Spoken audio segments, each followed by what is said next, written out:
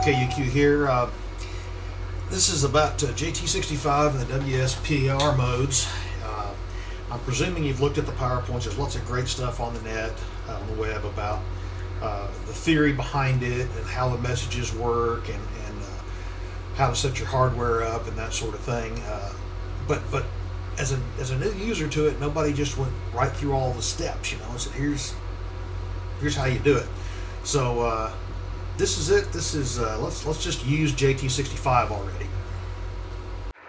First thing we do is kind of eyeball the bands to see if 40 is even worth playing with, and it looks like it is. But that's not your real friend. Your real friend is PSK Reporter.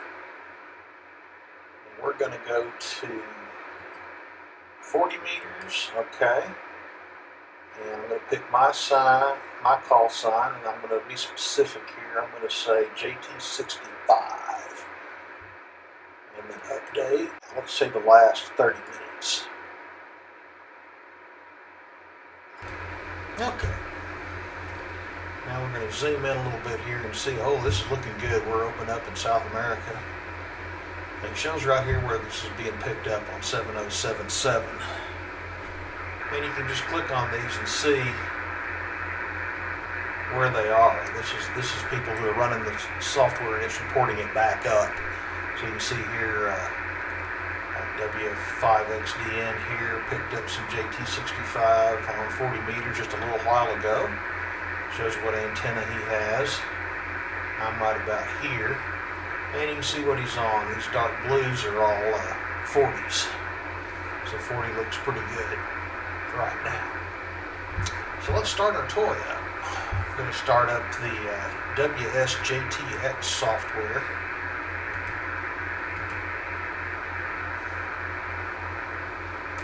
The first thing he's going to tell me is he can't find my rig.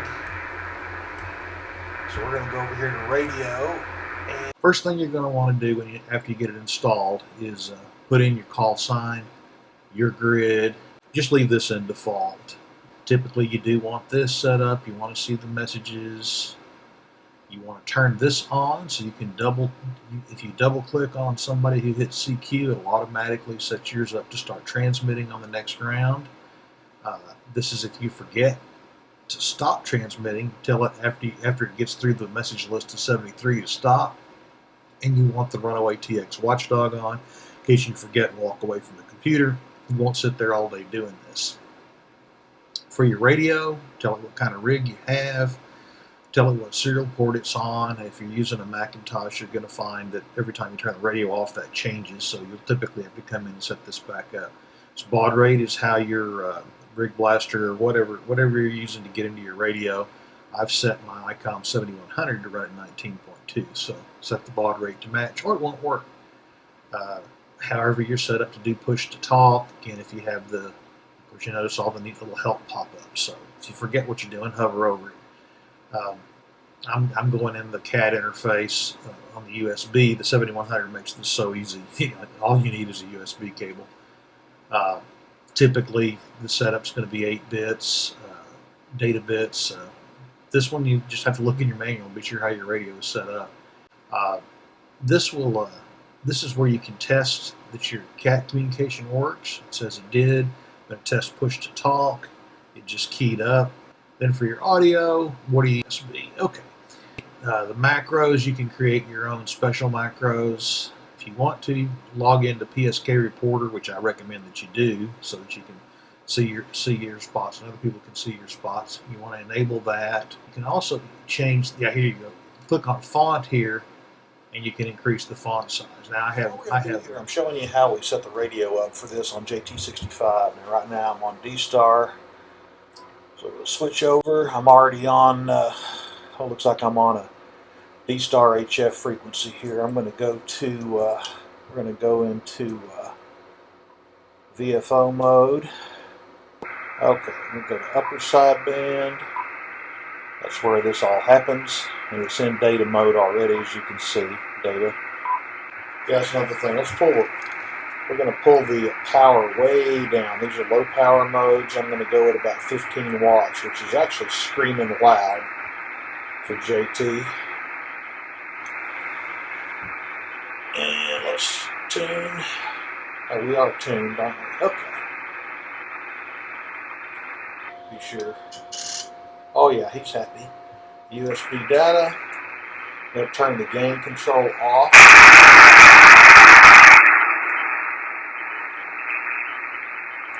Okay.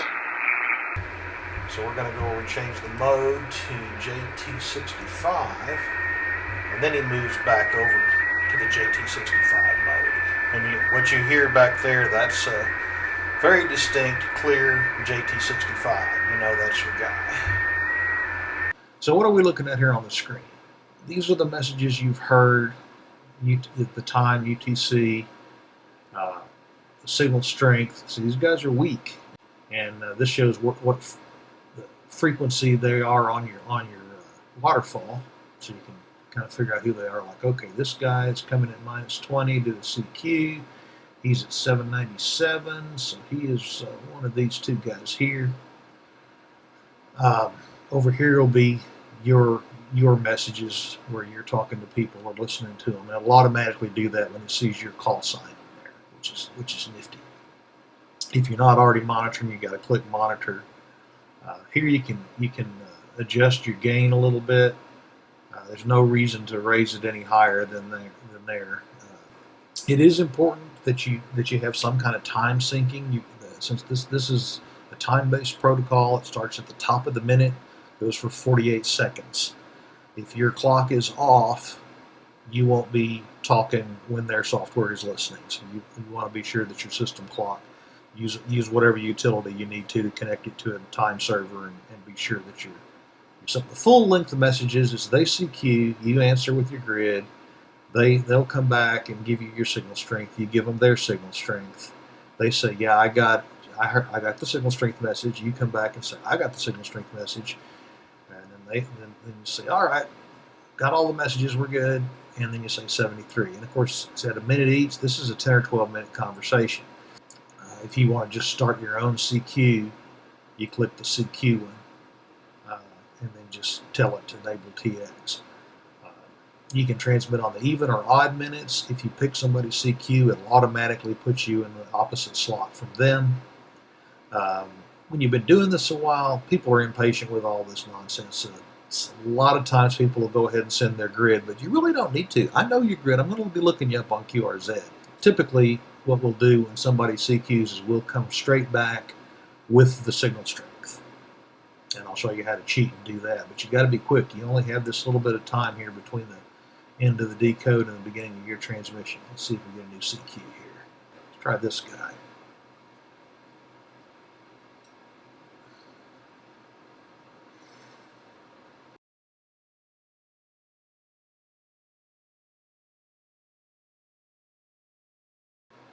Okay, he gave me a -20. I'm going to tell him thanks. Now you can adjust your transmit power within the program here. Now I'm going to stop transmitting, or mine would automatically send the 73 next. Roger, Roger, thank you, 73. So he had a custom message that combined the RRR and the 73. So that's a good example of a Jt65 dialogue here. As you see here, it took 4 minutes. He CQ'd. I gave him strength. He gave me strength. I said I heard him. And then he said, go away. I want to do another CQ. So just for fun, I'm going to jump over here to 1500. Set my TX to RX. And I'm going to enable TX. Oop, let's not do it in the middle of the cycle. I'm going to switch to TX even. And tell it I want to do a CQ.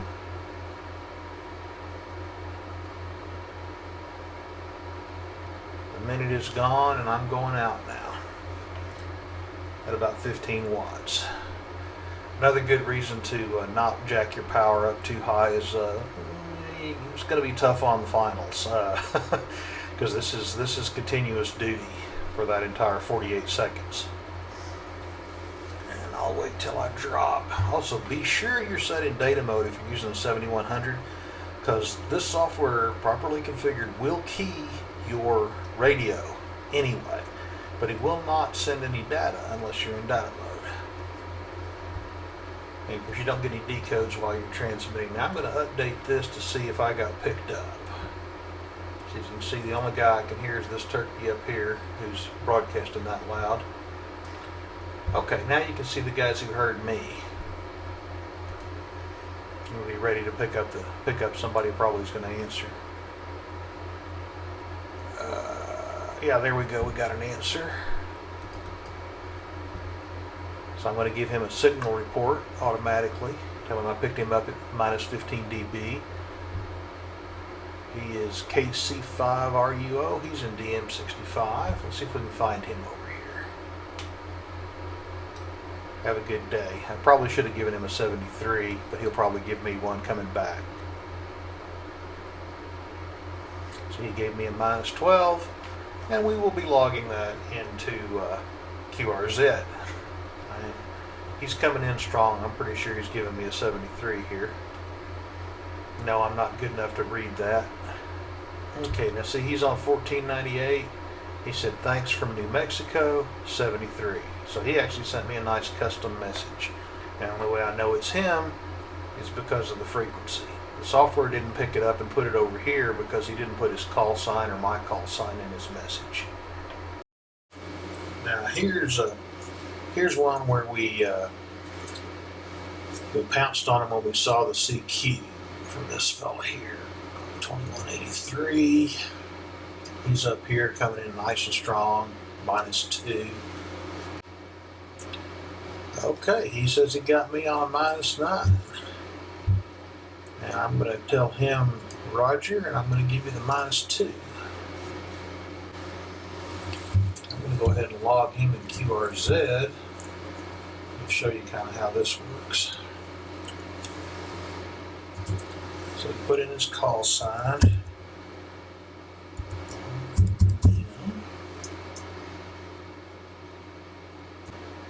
We were at 7076, and we were using Jt65.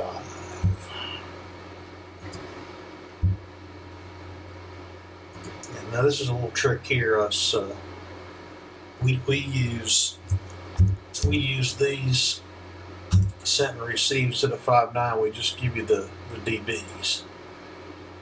That gave me a minus 9. Okay, so I got a minus 9 out of that. Let's see what he says here. Probably 73.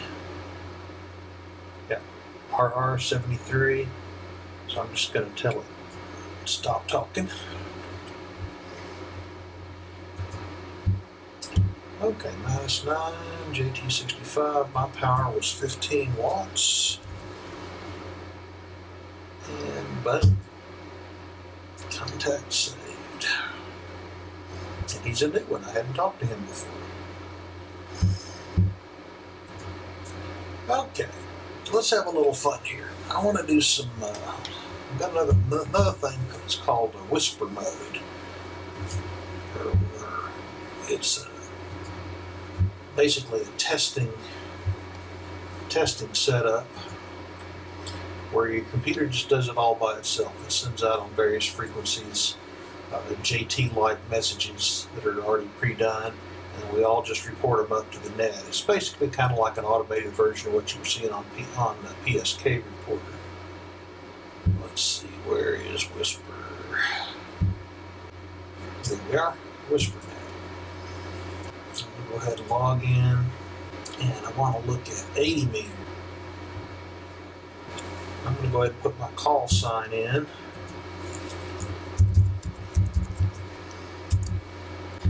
So, now to make this work, let's switch over to 80.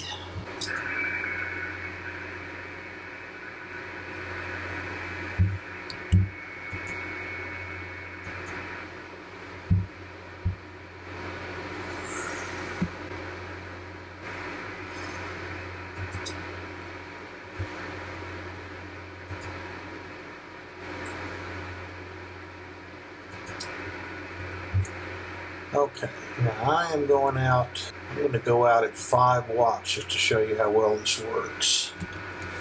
because that's what it's going to report you were doing. So if you tell it 5 watts and you're going out at 50, it's giving us some very misleading results.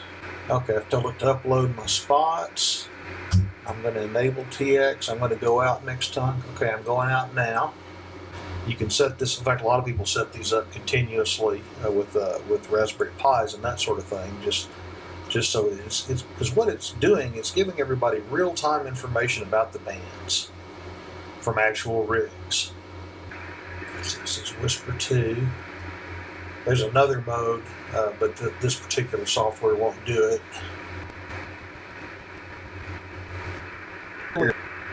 But there's a couple right here going. Let's go back and see who all's already reported that they heard me. That first little boom, then that's at 5 watts. I was picked up all over the continental U.S. So these are the guys that heard me. I haven't done a listen cycle yet. Now that 20% setting here, this means that basically every 5 2-minute cycles I will transmit. Plus you're never listening. If you're transmitting, you're not listening. Okay, so here I picked up these 2. See, I heard these 2. So I heard this fella in Dallas, and I heard this guy up in Illinois. Just for grins, I'm going to go on up to 20 watts and go out next time. But in the database, it records all this stuff about the wattages, so you can pull this stuff down, download it, and do a lot of analysis if you're so inclined. Me, it's just like to see what I can do with different antennas. Didn't really get any further. Got a little bit further out in the East Coast, but that could be weather more than anything else. So there I am.